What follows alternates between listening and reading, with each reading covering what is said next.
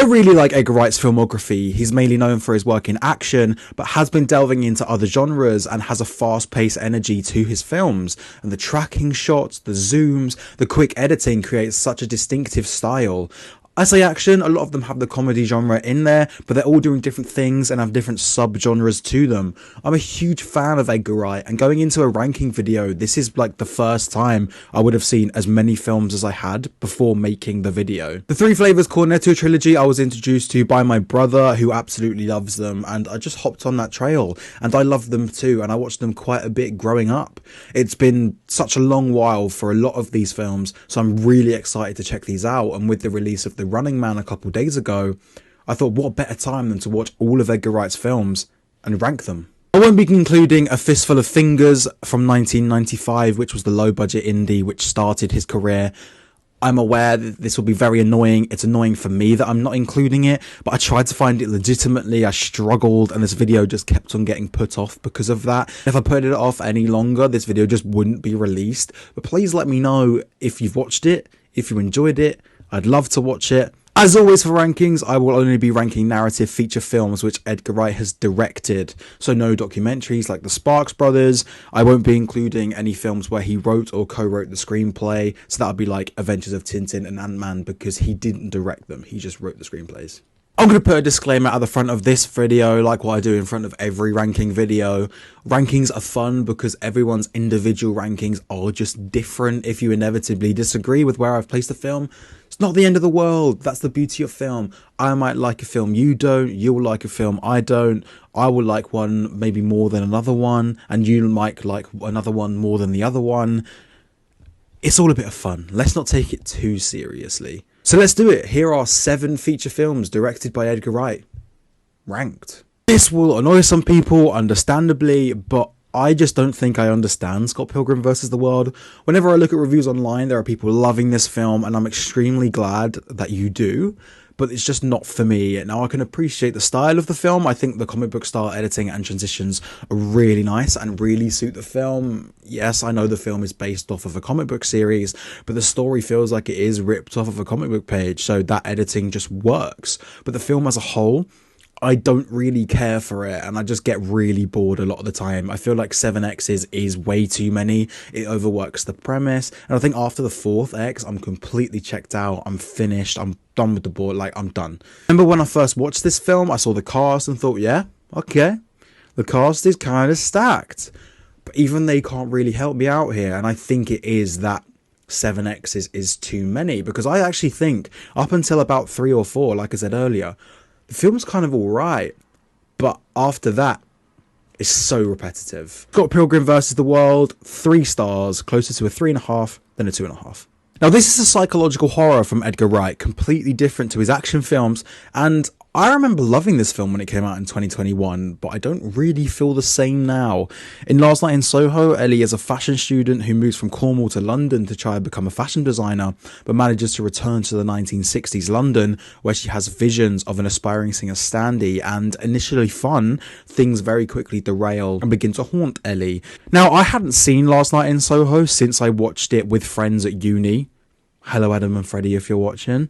And watching it again now, 4 years later, although I don't think it's a bad film, something isn't quite right. I think the first half of the film is quite fun. I was into it. But as things get darker and the second half begins, where the Ellie and Sandy crossovers happen, I think that's where the story gets weaker. Story does get a bit convoluted. I did understand it. There's just a lot going on. It's a lot to process. And I wasn't really invested in the story enough for all the twists to be that effective. I knew Mrs. Collins was Sandy. I remember knowing that in the first watch as well. And everything after this, twist-wise, was ineffective. I did like the police officer's twist, though. That was a good one.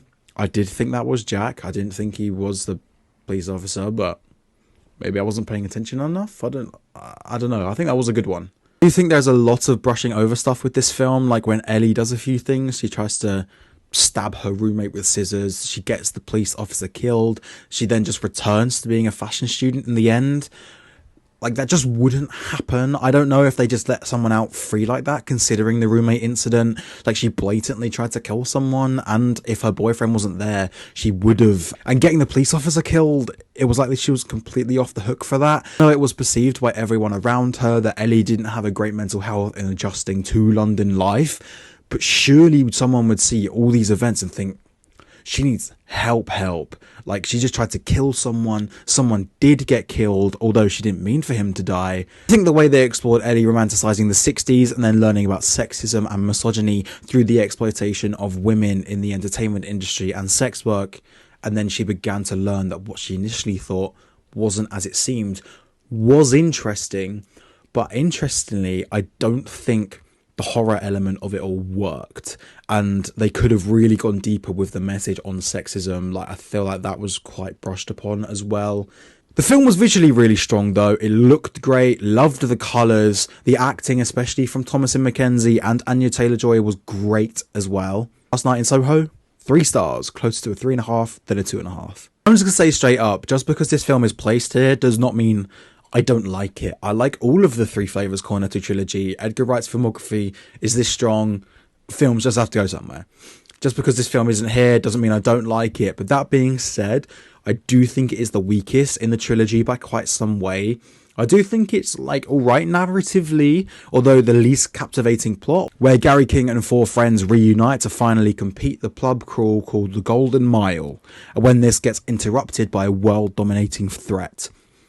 I would have been so down for a story which was just about the pub crawl and explored the struggles each 5 friends have, especially Gary King, because I think they do a really good job at this. It's something that Edgar Wright is very good at, exploring the lead character's life struggles seriously, whilst keeping whatever tone he's going for, whether comedic, thrilling, psychological.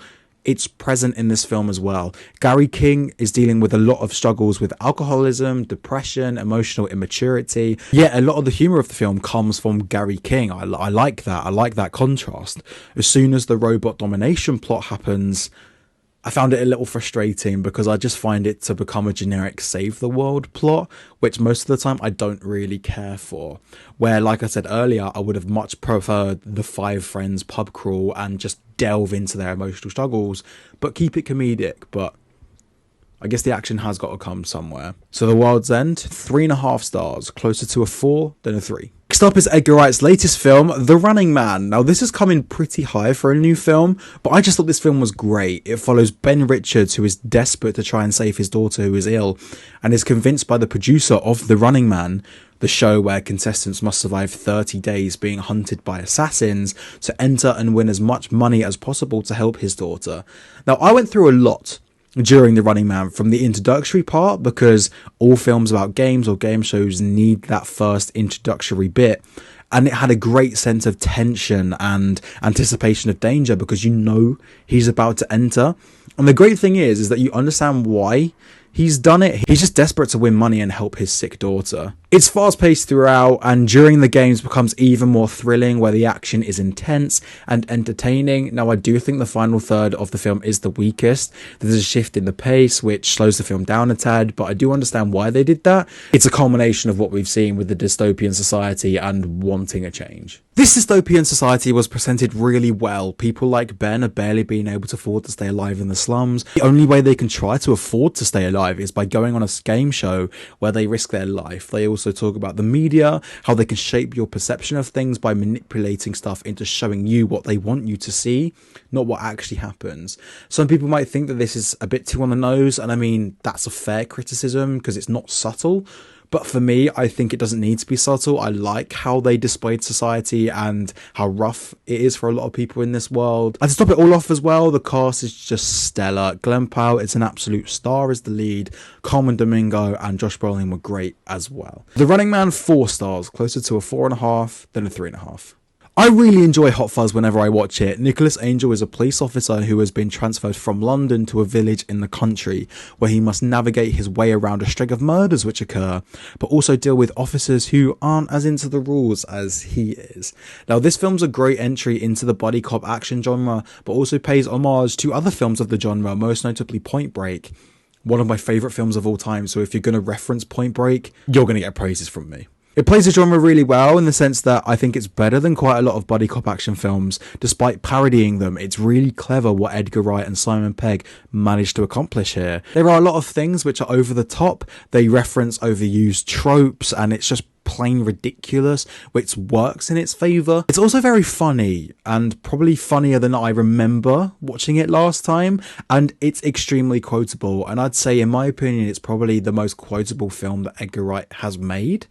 The only issue I have with this film is that I feel like it's a little too long, with the murder mystery taking too long. They could have started that a little bit earlier with a shorter runtime, but I don't think that's actually that big of a deal. I think I'm nitpicking there a little bit. Hot Fuzz, 4 stars, closer to a 4.5 than a 3.5. Okay, so there are a lot of people out there saying that Baby Driver doesn't hold up as well as it did when it came out, and I disagree. I don't know if it's because I last watched this film 4 years ago, but I still think it's as thrilling as the first time I ever saw this. I love Baby Driver. In Baby Driver, Baby works for a crime boss and is the getaway driver for every one of his jobs, and it follows how a heist gone wrong affects him and his life. Baby Driver is one of those films where it just makes me sit there and think, damn, movies are so cool, aren't they? Like the opening scene, every time I just sit there, I let it draw me in, and it truly does. And all this comes from how well the film is edited and directed. It's quick, it's intense, it really doesn't let you take your eyes off the screen. And this goes for the non-driving and robbery scenes as well. Even though it's talking, it's still quick and you're just glued to the screen. This film is an absolute technical feat. Its sound, the editing, if Dunkirk didn't win for editing, Baby Driver 100% would have won editing at the Oscars. And if it wasn't for Dunkirk for sound editing and sound mixing, Baby Driver probably would have had a great shot. And how good the film is technically kind of forgives how the film just gets a bit weaker as it progresses. Like, I don't really get behind Baby and Deborah. She just gets up and leaves and waits in prison. Like, they just met.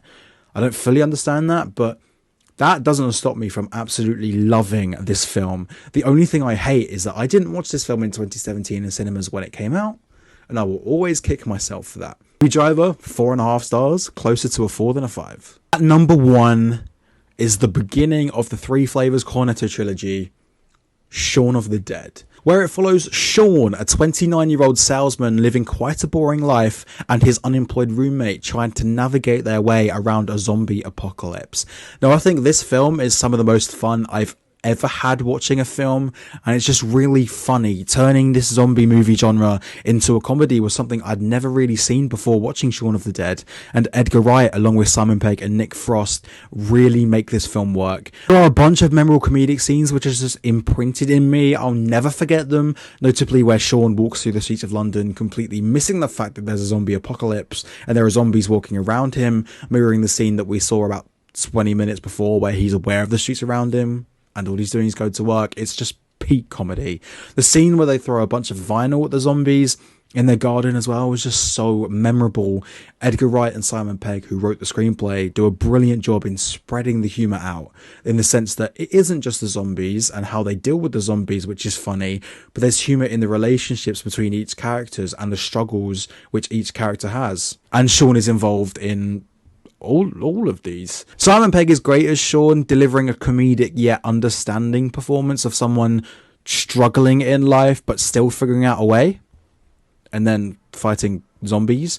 And I will just love this film for ages to come. I think it's the best Edgar Wright film. It's my favourite Edgar Wright film, and I'm looking forward to see if another film of his can top it. Shaun of the Dead, 4.5 stars, closer to a 5 than a 4. This is my ranking of Edgar Wright films, minus A Fistful of Fingers, obviously, and I would love to hear how everyone else would rank Edgar Wright. Let me know in the comments below. Thank you so much for watching. If you enjoyed the ranking, please like and subscribe on the socials. It would be much appreciated, and I'll see you in the next.